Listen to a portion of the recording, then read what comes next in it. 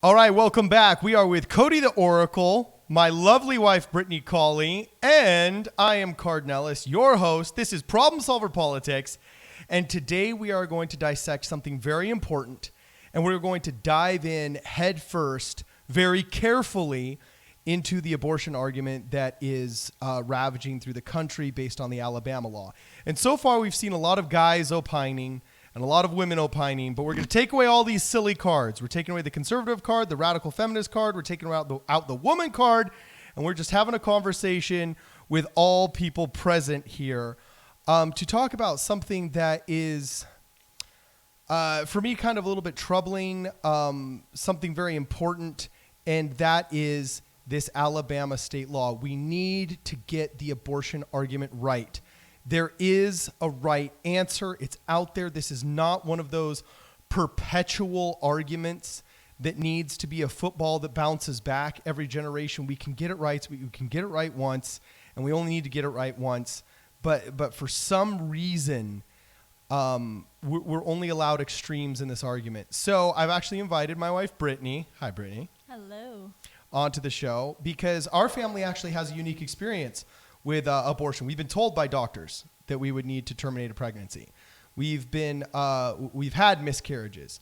We have immediate family members in our in our family that will remain nameless, but loved ones who have experienced rape and have experienced sexual assault and so on and so forth that have or have not resulted in pregnancy. So we've been there with a unique personal situation that would, and a personal experience that we feel, I think, gives us a little bit more authority on the subject, but also demystifies a lot of what is rhetoric, what is real, what is human, and what is possible in many of these situations. So, without further ado, this is somewhat a reaction video to Matt Walsh and his declaration that it's an affirmative good, that there is no rape or incest exclusions or exceptions, as they call it, to the Alabama abortion bill. Now, first off, there's a lot of disinformation out there. No, you're not going to go to jail if you get an abortion. You're a woman. That's pure leftist dogma. And second big piece of disinformation is it's not a ban on all abortions. There is indeed a mother's life exception in there. But ever since Roe versus Wade is passed, for some reason, we haven't really gotten this correct. And if the Mormon church, I'm talking to all the conservatives out there, because I really think the conservatives are one of the few times they're really getting it wrong on the abortion argument is now. And I'm not saying 100% wrong at all, but this 1% we're going to talk about matters, okay? If Dennis Prager, one of the most conservative people on earth that God ever created, could say the Mormon church is one of the only churches that hasn't been compromised by liberalism, and the Mormon church post Roe versus Wade came out and said, look, in many cases, abortion can be a life-saving and necessary thing. So in cases of rape, incest, and the mother's life, we don't consider it a sin, and we encourage you to seek the assistance of a physician, right? So if the Church of Jesus Christ of Latter-day Saints, like the most stubbornly non-moving, conservative organization on the North American continent, can understand the necessity of some of these exceptions, then why can't we? So first, let us agree that none of us think that you should just be able to decide, oh, you're not going to have a kid because, oh, it's not convenient for me. All of us agree. And we are going to talk about those few exceptions, which do actually take up less than 1% of this argument. And we are going to react to Matt Walsh's video, but just as Glenn Beck said, I may not agree with everything he says, but when he talks, I listen. I respect Matt Walsh greatly. This is not a reaction video that's a hit against Matt Walsh. And yes, we are going to take edited pieces of a 45-minute video he made just to show the parts that we disagree on, not to paint him in some kind of conservative light. We hope to meet him someday and become friends with him, not to antagonize him. But we do want to point out what we perceive as an error. So first, we're going to play a couple of brief clips from Matt Walsh's video, and then we're going to get some opinions here from Brittany and the others. So first, can you play clip one? Even some so-called pro-lifers are concerned. They have concerns about this bill. They're very concerned. Even Pat Robertson came out and said that it's too extreme. It's an extreme bill. And other conservatives have echoed this, saying, well, I'm pro-life, but, and then proceeding to explain why this victory for the pro-life cause is not really a victory at all, and it's not the right strategy, and blah blah blah. Okay, we are having this fight right now. Press pause a second. Yes, exactly. I'm not here to say that it's not an advancement to obviously have better pro-life things, but you have to, or better pro-life legislation, but you have to get it right. And I do believe that Pat Robertson's concern is valid, because if you don't get it right, it will get struck down very, very easily. And you run the risk of having taken one step forward and then two steps backward. Can you continue with the clip? We are having this fight right now, whether you like it or not. It's happening. We've done the incremental thing for long enough, and now we're going for the throat. We are going for the abortion industry's throat. That's what we're doing. And if you consider yourself conservative, get on board or go hide under your bed. We're extreme. It's extreme. We are extremely pro-life. We are extremely against killing babies. Any baby, for any reason, in any context. That's what we're saying. And that is a coherent, logical, and morally correct point of view. Okay. That if a 12-year-old is raped by her father... Oh, actually, sorry. Do continue. I apologize. And the father takes her to get an abortion, the evidence of the crime will be destroyed, and he will go on molesting his victim for years. If, however, the child is born, his crime will be discovered, and she'll be rescued from the abuse. Okay. Saying there is no exceptions is not... What did he state it? What's the exact terminology he used? Because I don't want to misquote this guy. He said that being extreme, and to the point of being extremely pro-life and wanting to defend any baby at any time, is a completely morally valid point. To a certain extent, I actually disagree with that. And I hate to quote Star Wars in something so serious, but there's a reason why Anakin Skywalker said, only the Sith speak in absolutes, okay? There's nothing that can be approached in terms of only absolutes. I mean, imagine our societal moral health that is guided by our legislation is like the health of our bodies. And if you pass an internal law where you don't allow yourself to eat carbs, or you don't allow yourself to eat any fats or any sugars ever because you don't want to be fat and don't want to look like you consume sweets, then you are going to engage in a worse dietary process than if you would engage in discipline and exercise and have a much more healthy diet. And the reason why is because you need sustainability, okay? And that is where I step in this argument, and I say you need some of the exceptions, okay? Because we've lived some of these exceptions. And one of those exceptions is the mother's life. I mean, briefly, what happened with us, babe? So I was pregnant with our third child, and I knew from the beginning that it was going to be 50-50 whether it was going to survive or not. I was growing a blood clot next to the baby in my uterus, and it caused me to bleed blood clots for about 14 weeks straight. And it was getting so bad, I was losing so much blood that I almost needed a blood transfusion. And the doctor said, look, if it gets to that point, we're going to have to terminate because your life is in danger. If you're to the point where you're needing blood transfusions, we just need to terminate this. Yeah, and you have to realize our OBGYN is also happens to actually be a youth pastor in our church, for lack of a better term. And his correct terminology is stake president, but he's the leader of our religious group, and he's basically sitting there talking to us saying, yes, I mean, at this point, he literally said one of these is going to win. Either the baby's going to win and take your life, or else it will, or the blood clot is going to win and take the baby's life, okay? And if you get below a certain level that we can measure with these measurable quantifiers, it is a point of no return from which I feel morally obligated to save you, okay? So in this case, okay, mother's life, hands down. We all agree. Right. Okay. Now, I'm curious, before I launch into my tirade of my opinions, what's your opinion on the cases of rape and incest? I feel like it needs to be taken on a case-by-case basis. I feel like when women are told, oh, you were raped, you need an abortion, you got to get rid of it. I don't think that that's right, because I think some women are strong enough mentally to carry that child to term. And either they put it up for adoption and find parents through the pregnancy and give the kid to the adoptive parents, or they carry it to term and they keep the child. I don't think it has to be you're raped, that's terrible, abort it. And I think that's what the message is right now from liberalism is get rid of it, screw it, get rid of it. I don't think that's right. Okay. And I look at that and I don't disagree. I think it's amazing of these women that have the mental fortitude to do that.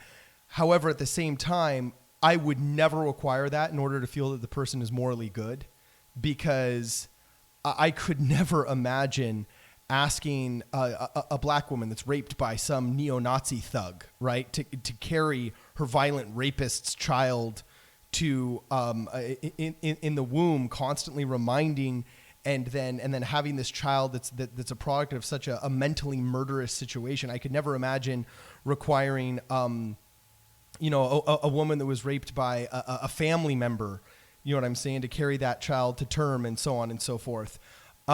Because rape, the best description I've ever heard of it is that it's mental murder, and that's why it's prosecuted so heavily by our society.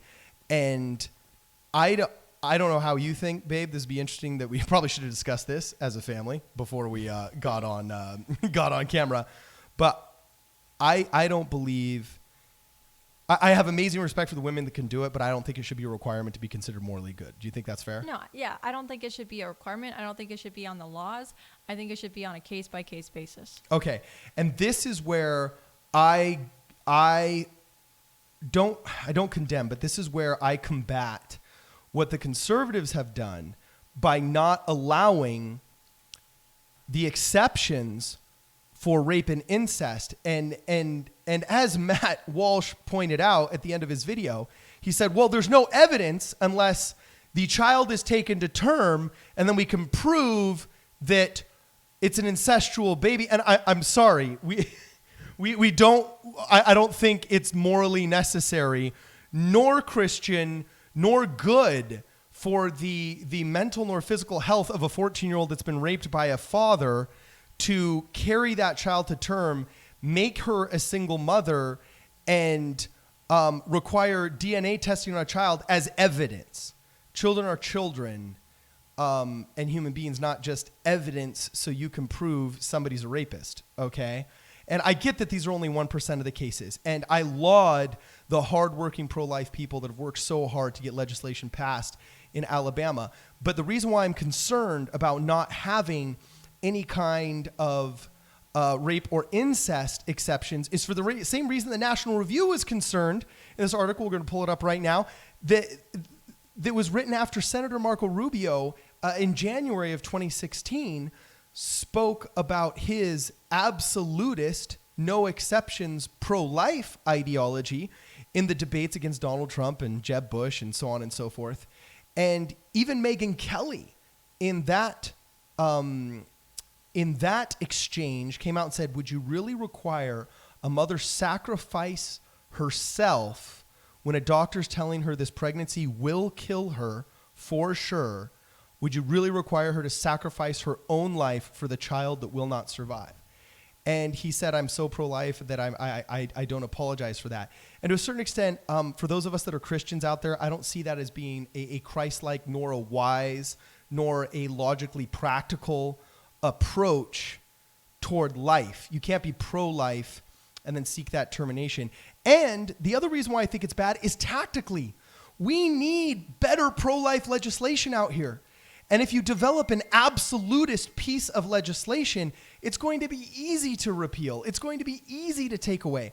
Read this article by National Review, just so I don't, accidentally misquote myself. Cody, can you dig me out of a hole here? In the second paragraph, it speaks, at least as of the writing of the 2016 article, which is not much different than the time now in 2019. Correct me if I'm wrong, 75% of Americans at the writing of the last poll that we took on this, are 100% behind the moral correctness of exceptions for rape or incest. True or not true? I believe you're speaking of right here. It says the Gallup poll on this question taken in 2011 registered 75% support for keeping abortion legal in such cases, referring to, yes, cases of rape and incest. Okay, 75%. Dude, we are getting excited that Donald Trump has a 51% approval rating, all right? We are passing laws with narrow margins of 5 senators inside of Congress. We can't get out of the 50s when it comes to unilateral agreement on anything. But at the time of the writing of the last test that we actually took on this, and last poll we took on exceptions for abortion legislation, 75% of Americans agree that you have to have an exception for rape or incest. And it reminds me of the end scene of Lincoln. There's this beautiful scene where Thaddeus Stevens, okay, who was married secretly to Mrs. Stevens, who was a freed slave at the time, was an African-American woman, okay? He was the congressman from Pennsylvania, and he was a radical for believing in all this racial inequality. And he got up and he delivered this fiery, amazing speech about equality of representation under the law. And he had to make a moral compromise. Even though it was tiny, he had to make a moral compromise. He wanted to say in his speech, equality for all in everything. But he knew that the Senate wouldn't pass the bill unless he said, not equality for all, but equality under representation of the law. So he says that speech, the 13th Amendment passes, slavery is abolished, this massive advancement in human rights is made, and outside of the Congress, he's sitting there and his assistant comes up to him and says, why did you compromise? Why did you change? And Tommy Lee Jones, in a great acting moment, looks up and he says, as Thaddeus Stevens, I have fought for over 20 years to erase this big black spot, the word slavery, from our Constitution. And I fought for 21 years, and I'm paraphrasing here, but he said, I fought for so long that, damn it, I'm willing to say anything at this point to get it taken out of the Constitution. And as conservatives that value life and are pro-life, we need to have legislation on the books that is rational, reasonable, and sustainable. So we can't just have a bunch of Democrats that turn around, run against it, have the soundbite that they don't allow any exceptions whatsoever, knowing that 75% of America agrees with them, just so it gets overturned. Am I going wrong anywhere? Correct me where I'm wrong. Well, I mean, really, I think it depends on what the argument for people who do support the bill, why they support it. I mean, if they support it 100% because all they value is the life of the child, well, then, yeah, then the life of the child would trump all. If that's the position they're arguing from, that's the position they're arguing from, and that's a different issue, you know. But if they're arguing from that position, I don't see why they'd make that compromise. To them, that'd be compromising on everything. Well, this is the way I would package it to them, is I would say, okay, we have an opportunity now.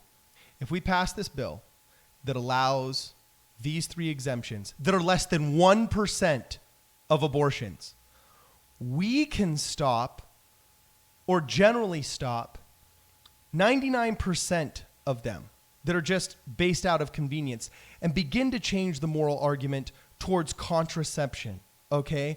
Towards prevention and so on and so forth, instead of this gruesome process of state-sponsored mass infanticide, where we're getting into arguments where Ralph Northam is literally saying, a baby can be put on a table and we'll decide whether or not to keep it, okay?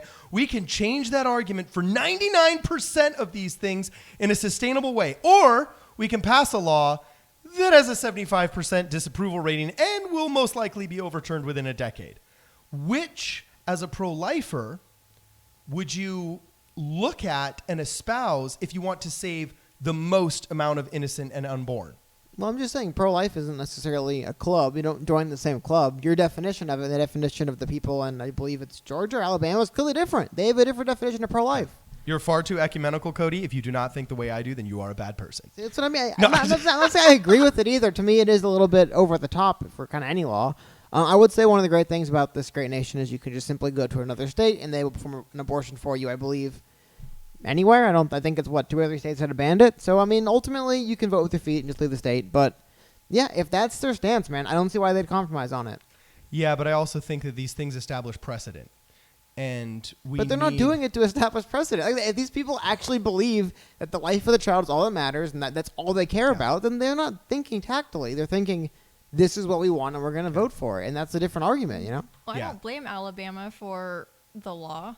They're extreme in their conservative views because liberalism in this country has gone so extreme as to you can kill the baby as it's already born. That's extreme. And so the nation is going to get upset over that. So, of course, the pendulum's going to swing and go ultra-conservative on this. So it's just the pendulum swing. Okay. All right. We want to hear a little bit more of what you think and what your comments and your thoughts are, because we really do believe, and part of the reason why we started this show is that most people are rational and reasonable, and that problems can be solved, hence the name Problem Solver Politics, and that a consensus can be reached that is good and uplifting for all. So please like, subscribe, and share this video. Add to the conversation. We'd love to highlight some of the more in-depth comments we get from this video, and we'll see you in the next video. This is Problem Solver Politics.